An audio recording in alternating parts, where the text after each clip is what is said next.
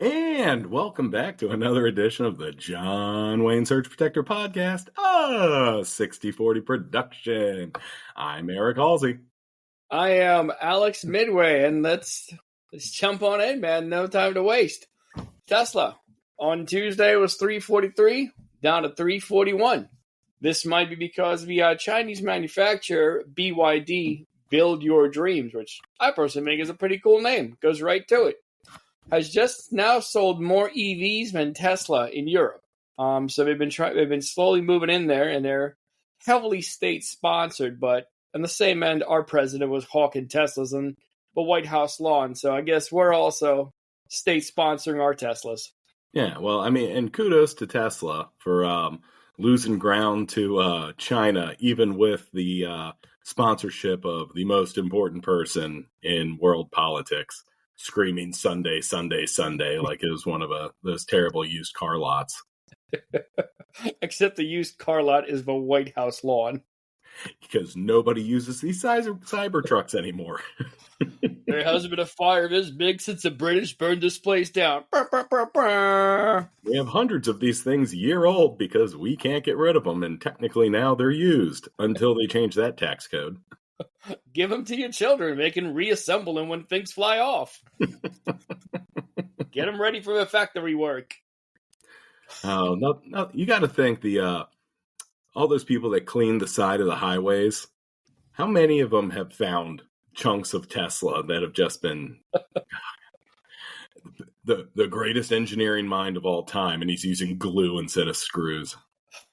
That guy out on a work release gets a piece of a Tesla, files it down in a shiv, and you get killed by this, like the front pillar post of a Tesla thing just in the showers, mind your own business. And then he gets charged with terrorism because he's vandalizing Tesla parts. What a horrible way to go. What was that? An old toothbrush? Like, nah, Tesla parts. Like, damn it. Oh, he's going jail. So, speaking of Tesla and all kinds of other things, fresh off his tour as a beacon of transparency at Doge, Elon Musk is back at the helm of Tesla, X, and SpaceX. So, it's not like he's got a lot on his plate. Oh, also, the White House is asking the Supreme Court to stop watchdog requests to actually look into Doge's records. You know, the guys who said, we are nothing but transparency. Nothing to see here. We're regulating ourselves, guys. Yeah. And White House's top dog lawyer, John Sauer, is also asking the Supreme Court to block a deposition of the obscure official the Trump administration has identified as the leader. And no, it's not Doge. It's someone named Amy Gleason. But yeah, you could have fooled me. I will bet you a gentleman's bet, $1 US. Elon, on his way out, decided to give her it's not, she can't just be Doge administrator. It's got to be some sort of weird job title with the acronym Patsy at the end. You're like, and here's who we're rolling under the bus. Yeah. I'm sure she's got some kind of a plaque they gave her. What's the office space where the guy's down in the basement, they stop cutting checks, like, have you seen my stapler? Like, I think that's her. It just shoved in a broom closet. Milton. Yeah. She's Amy Milton Gleason over here, running Doge. Doing that far off stare when nobody pays attention. Like, I'm going to poison all the tap water. She just burns the place down. Hey, that guy got away with stealing millions. You know, I wouldn't put it past these people. See, why not? History does repeat itself, and sometimes if we're following idiocracy, we might as well follow Office Space. Just a real Mike Judge kind of world we're living in now. More and more every day. Love it. Let's go across the pond and check in on what's happening in Ukraine. On Sunday, what's up? Full peace? Full peace? Full peace of what? Ceasefire and no more war, right? Not even close. Rats. I'll get into Russia's side of this, but let me tell you about, first of all, Zelensky went down to meet with the first pope. After the first mass that the Pope gave, Zelensky gave him a painting of Madonna and Child on the side of a crate that used to house artillery shells. And that's a little bit different. I mean, that's kind of appealing to the Pope. It's showing that he's a holy man, and you're kind of taking something that was used for war and turning into art instead of just bribing a fat man with a $400 million plane. Yeah, it's got real. I kind of got the message of the Bible vibes. Yeah. Like, this is the heel thing. That I just want money. Just give me loads of money. Listen, you woke socialist, stop telling everybody to start loving poor brown people. Yeah. If you like that, just go read my new Bible. It's on sale now. I keep stabbing them in the bathroom in case you run out of toilet paper. First sale. So you were asking about the Russians, and so after they sent a delegation of diplomats that they found underneath a bridge, they went ahead and started questioning Zelensky's legitimacy as president. I mean, this is something they've been doing for a bit. The argument was, since there's no election last year, because, I don't know, anytime people in Ukraine get together in a large gathering, a rocket seems to come out of nowhere. But yeah, since there's no election, Zelensky's not legit. The funny thing about that is the guy that Putin's sitting down to the actual negotiation table. So they're complaining that if they do sign something, since Zelensky's not a real president, it'll be null and void. But the guy that Putin sends doesn't even have the power to sign a ceasefire, so it wasn't even going to get signed. So, in case you're wondering how legit they were about ending this war, that should tell you something. If you're wondering what shape this jerk was in, it is circle. Yeah. So, just a heads up, if any of your Republican guys are also getting their news from RT or its American affiliate, Fox News, the Ukrainian constitution actually does allow Zelensky to remain in office in a time of national crisis. I don't know, when some a-hole's invading you. And also, it's now the Ukrainian parliament also extended his term until the end of martial law. And martial law is sometimes invoked, when there's a war. There's legitimate cause for it. I think we are assuming we don't have a ceasefire and full peace here before our next podcast. Yeah. I'm guessing sometime next week we turn to Zelensky's Kenyan and his Ukrainian birth certificate isn't real. Was he even born there? Vladimir Hussein Zelensky. Just try to smear him some more. Like, I can't do this. Well, speaking of fun Republicans, in F Around and Find Out news, after voting against extra funding for FEMA just a couple months ago, Missouri Senator Josh Hawley, the guy hilariously running away from all those peaceful tourists on January 6th, is begging FEMA for some of that sweet, sweet socialism after tornadoes ravaged his state last week, totaling an estimated $1.6 billion in damage. Yeah. Actually, I went back a little bit more on this one. Not only did Hawley recently hate FEMA, he also went ahead and voted against it last year, the American Relief Act, for Hurricanes Milton and Helene. So he's been trying to shut down FEMA for a hot minute, and he was essentially one of the 10 Senate Republicans who voted against it. So most other, even Republicans, like, yeah, man, it's a disaster. We should give them money to help themselves. And, oh, yeah, it's hidden red states. All right, and I get, why should Missouri have to give Florida any money? They're the ones who got hit with the hurricane. I understand it, right? To an extent. The problem is, just like all conservatives, they're like, I'm not paying for any of this until it happens to them, in which case it's like, but help me. And I think it's great because, Missouri takes more federal funding than it actually puts in. Okay, it's one of those peasant states that California has to pay for. And a portion of Missouri, a little section of it, is commonly referred to as Tornado Alley. I'm voting against FEMA with a part of my state in Tornado Alley. Like, there's no foresight of maybe, just maybe, I might be in danger too. If you live in Tornado Alley, underneath the local sea level, or somewhere in Florida where it's hurricane season all the time, and you literally have your own building code to account for the 2x4s flying through the actual air during a hurricane, then maybe a little umbrella help is not the worst thing on the planet.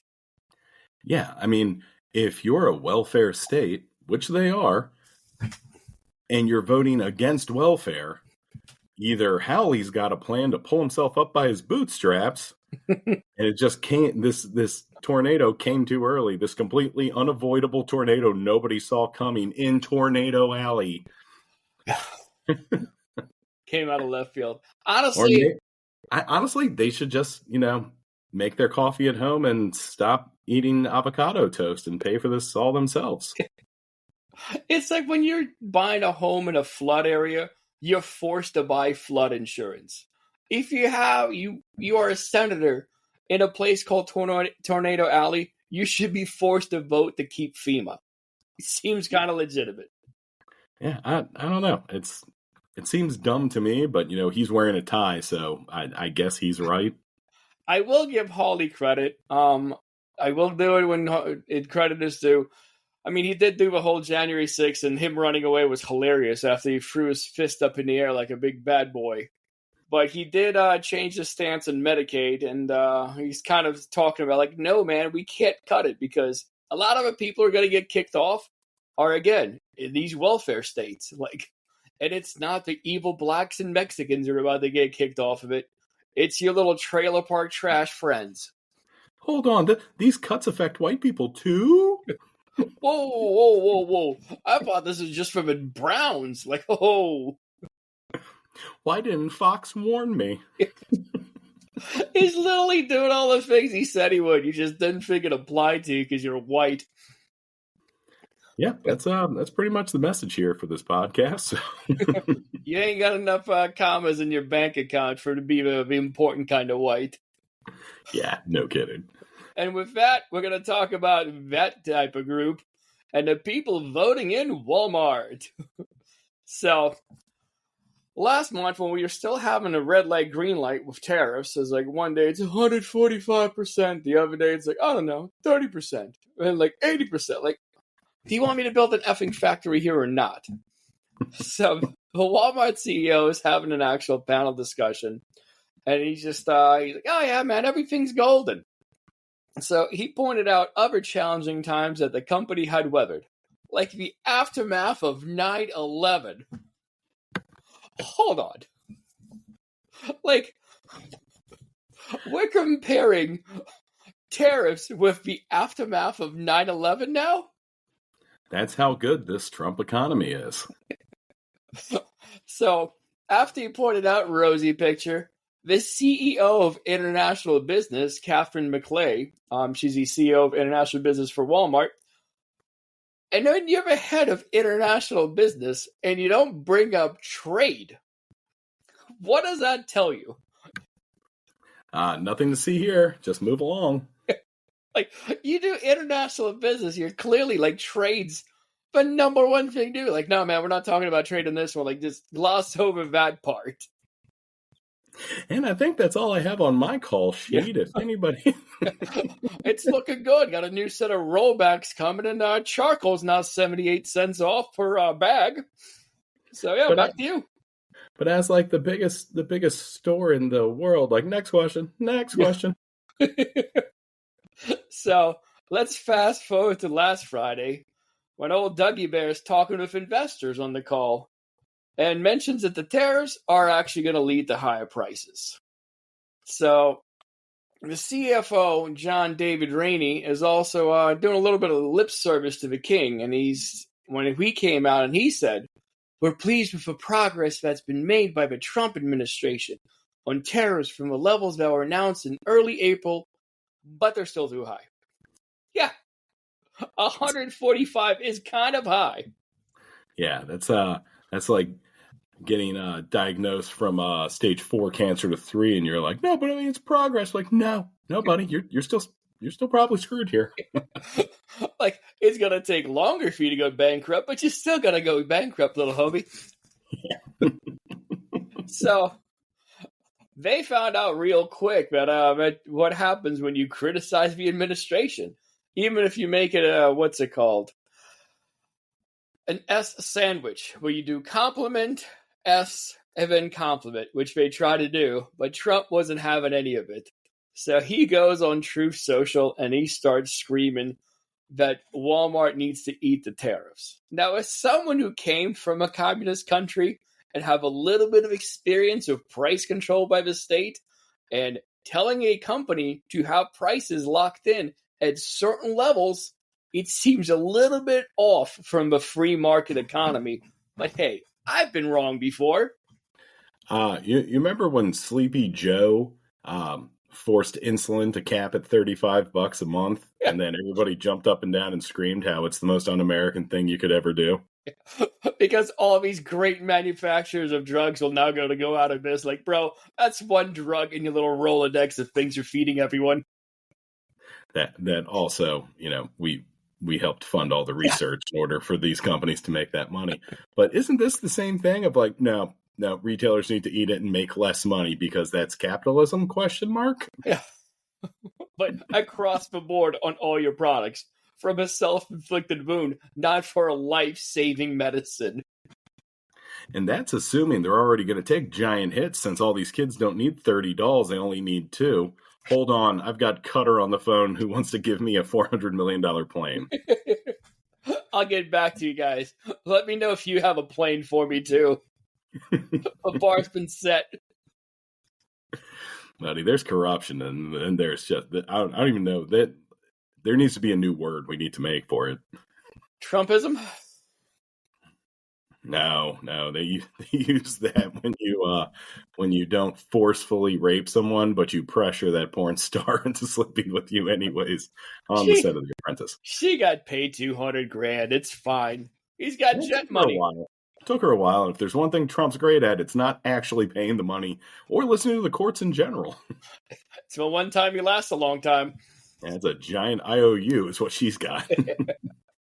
So, if you go back to the whole tariff thing, you'll also remember a while back, King Bezos also came back. I think he was the first one to come out.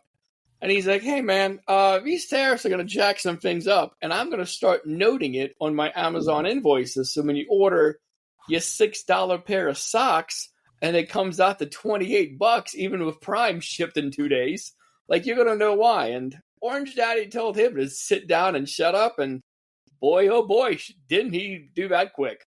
Yeah, I believe City Miles said that was, what did she label it? As aggressive and un-American, something like that. It's the last thing you want to do in America is speak out against the king. Well, she had her big cross on that day, so. She's a real Christian. I hate them all.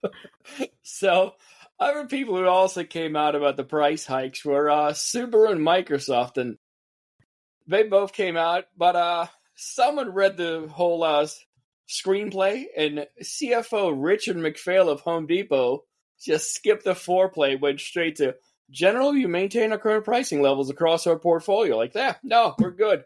Prices aren't going up. We're not saying anything bad whatsoever. And keep in mind, he did say this during this 90-day pause. So one thing rich people hate is losing money. So we'll see what happens if the tariffs actually come in. Yeah, like the reason, universally CEOs are despised is because their job is to maximize profit no matter what, or else they get voted out and replaced. There is not a chance Home Depot doesn't start jacking their prices up with these tariffs once they go back into effect. And the whole thing is, it's not you can actually get replaced. You can literally, they can send you to jail because they're actually taking away money from the actual consumers. If you don't do everything in your power to make the most amount of money from a company, like, it's insane. Like, if it costs 5 cents less per barrel of oil to go through a baby seal to drill, like, you better kill some baby seals. And it's wild when you think about that. But anyway, I honestly have no sympathy for self-inflicted wounds, and the retail sector made this monster so they can just go ahead and bleed out. But realistically, I think we both know that this is just going to it's going to roll down to the consumer, and everyone's who are about to get effed. Yeah, absolutely. Absolutely. So one cool thing I found out about this one, there's actually a lobbying group called the National Retail Fund, and they gave $250,000, and Target wrote a check for $250,000, and it totaled up to $239 that were $239 million. There we go. Yeah. Donated to the inaugural fund for the Trump presidency. So the inaugural fund, it's not a campaign fund. It's essentially just for all the parades, all the parties that you have afterwards. And the best thing about the tax code, it's labeled as a charity. Like, how is this a charity? It literally helps no one. It's a bunch of rich people patting themselves in the back for betting on the right horse. Like, that makes no sense. Buddy, you explained the theory behind letting people like Elon and Bezos write off $4 million jets, and I'll be more than happy to dig into this tax code. Otherwise, it's just guillotine time, man. We had our G-Wagon, loophole for a bit. They got an actual G7 loophole. So the rich are just like us. My collar's blue too.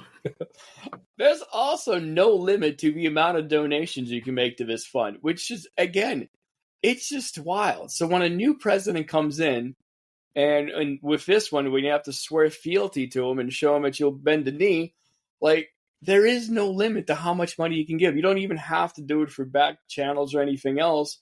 You just send money straight to the guy. And some of his stuff, I mean, let's take a look at some of the people donated. Walmart donated $150K, but honestly, they've actually been very consistent. They've donated $150K when Trump first won, then when Biden won, and they donated the same amount for Trump 2.0. So they've been across the board, they've been good. But there have been some new corporations who haven't donated in a while, but they came back into the fold.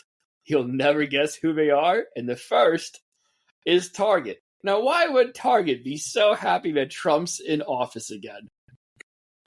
They can finally get rid of that terrible DEI policy they had for so long. Ding, ding, ding. Next up is Delta Airlines. Now, what exactly could the administration use planes for? I don't know. Take a guess. No, new fireworks, since we keep losing communications with air traffic control. How about flying out all those brown people? So, Delta Airlines went ahead and donated. And last but not least, these are the same people who had an actual trailer of them delivered to the president in Dubai. McDonald's went ahead and donated. So that should tell you. Yikes! I'm shocked Target could pony up that kind of money with all the downgrading they're getting. They're down like almost 4% or something like that through first quarter, and everybody's losing their minds. Well, don't forget that this is a charity. This is essentially a write-off where you could give it to Meals on Wheels or, I don't know, underprivileged school kids who are about to lose their lunches because we're about to sign the big, beautiful bill that helps out the poor and impoverished trillionaires in this country. Yeah. I mean, the important people, the ones that will trickle down to us. So there's also a graphic online on there showing like the donations to Trump initially, Biden, and Trump 2.0. And the amount of people who came out like hardcore this time around, like it's wild. People are kind of getting the message that on this administration, it's pay to play, and that's not the way it should be, but we're blurring some lines here going forward. Yeah, it's going to be a wild 2028. If we get that this far. Is just a whole new set of rules. Got to make it to 2026 first, man. We're not even halfway through. We got long uphill battle. all that blue wave that's coming is 100% just going to get tied up in court forever, and then we're going to start murdering judges. We're going back to the stolen election thing again. Oh, not a doubt in my mind. Like, now it's illegitimate again. Like, come on, man. Like, stop it. Cut the power, Elon. So let's go a little bit on to current affairs in the homeland and things that affect us all. Is the fact that we're able to buy baby oil at the store again because Diddy's on trial and not out there just hoarding all those bottles. Have you been watching this? I have caught very little here and there. So today I'm looking around and one of the things I see is apparently Kid Cudi, whose real name is Scott, I guess, Miss Cudi. Yep. I want to say it's Miss Cudi, but no, it's Miss Cudi. Yeah, Miss Cudi, because it's Kid Cudi, so that makes a little bit more sense. So he went ahead and testified about a little story about him and Diddy. Now, Kid Cudi apparently dated Cassie Ventura, a chick kind of at the center of his thing, and just straight up abused by Diddy on multiple times. So they dated between 2007 to about 2018. Well, her and Diddy did. And during one of the breaks between them, Kid Cudi apparently dated him. And one night, so Kid Cudi and Jesse, they hang out, or I'm sorry. Yeah, Cassie, my bad. Yep. They hang out at the Sunset Marquis Hotel. Now, sounds like a nice place. It doesn't make any sense, though, because Kid Cudi just listed his house for sale for $8.5 million. Like, first of all, why do you leave your house to go to an actual hotel when the house that you have, the backyard looks like a Mayan temple grounds? He's got a spa, a slide, and a grotto. Last time I've heard of a grotto, it's at the Playboy Mansion. And he's also got waterfall marble islands in the kitchen. You ever hear of waterfall marble islands? I have not. Yeah, I had to go look that up. So the waterfall pattern is essentially when you have your actual marble slab up top where you're cooking, I don't know, I get your truffle pigs and whatever other rich things you have. And then the side section that's vertical, it looks like the pattern continues, i.e. like a waterfall. So he's got that. He's got a freaking slide in the backyard. And he takes her to a hotel. And I looked at this hotel too since I looked at his house. Not that nice.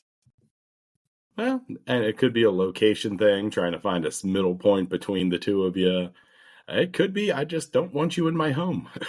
Yeah. Well, let's just say that was a bad move on Kid Cudi's part. Because when he woke up, he gets a phone call from one of Combs' assistants. And she's like, hey, man, Diddy had me drive over to your house, and he's inside your house right now. And he is in there, and I'm outside. So Kid Cudi gets into his little Porsche, and he starts driving. And he calls up Diddy. He's like, hey, man, what are you doing in my house? And Diddy, very calmly, it's even in the actual interview, the whole the transcript, Diddy says, hey, man, I just want to talk. So Kid Cudi starts driving there, think he's going to beat Diddy. And he gets in. And what he finds is that Diddy is currently not there anymore. But before he left, he opened up all of Kid Cudi's birthday presents for his family from Chanel, and also locked his dog into the bathroom, which actually looked very distraught when Kid Cudi found him. So that was Diddy. As a man who hates wrapping gifts, I would go ballistic if I had to do this again. And then God, you give my dog a stink eye, buddy. You better be ready to put him up. I honestly think when my dog. Yeah, when you jack up a Christmas present, you're a hair away from pooping on the waterfall slab, right? There's somewhere Diddy took a dump, and maybe Kid Cudi just didn't want to say it because it was in a very nice place, but he had to have poop somewhere. Yeah, that is an Amber Heard type of mentality. Yeah. So apparently that was one of the interactions that Kid Cudi and Diddy had. Another one is allegedly Diddy or some of his henchmen cut the top on Kid Cudi's Porsche and then threw a Molotov cocktail into it. Now that is sending a message. And this isn't like Cassie's cheating on Diddy or anything else. They're broken up. And the guy's like, hey, man, let's go hang out. Let's go on a couple dates. And Diddy's out there just messing up your Christmas like the Grinch and just throwing Molotov cocktails like it's an insurrection. Now, see, this is where we were talking earlier off before the pod. I don't understand how you can be a billionaire like Diddy and be just mad at anything. Like Elon, all of them look absolutely miserable. I'm like, why? Just go buy some new girl. See, and honestly, that's poor people mentality. Like, you and I can disconnect from our jobs, and we kind of want to disconnect from our jobs. Some of them are not fun, but you want to be like off and you just want to relax. People who rise all the way to the top, you got to have a screw loose. It's like being an NFL linebacker. To get to that level of like conditioning and everything else, you got to always be locked in. And I guess that's what's happening with them, and they're easy to snap. Yeah, I just Googled Cassie. I have not been following this story at all. We have enough stuff to cry about. Uh-huh. Nah, I'm not gonna lie. That is a good looking girl. I kind of get it. Like burn a Porsche over good looking? Well, if I'm a billionaire, that's like kicking the side of an 81 Chevy. Yeah, I'd lock somebody's dog into a bathroom for Cassie. I see it. Yeah, it's a good looking girl, man. I kind of get it, and she definitely has that like I'm gonna ruin your life look in her eye, and the one here. So wrapping up on this one, apparently Cudi, a couple years later, he meets Diddy, and Diddy's like, "Hey, I apologize, man. That was some crazy times. I didn't mean to do anything." And Cudi's like shaking his hand, and he grabs his hand, and he's not letting go, and he looks him in the eye, and he's like, "That's when I asked him. I was like, hey, man, what about my Porsche?" And he's like, I didn't want to let go of that hand until he answered that question. And Diddy straight up gives him a shaggy defense, like, wasn't me, don't know anything about it. To this day, he's like, nah, man. And was it a Molotov cocktail, or was it just a bottle full of baby oil? Baby oil, you'd have to get to like 900 degrees before it catches. Oh, someone's been experimenting. Got to read that anarchist cookbook before it's off all the shelves. Buddy, that's coming back onto the shelves. No, under this administration, absolutely not. So before we tell you about the insurrection, I'm Alex Midway. And I'm Eric Halsey. Daddy, chill. Later, Gators.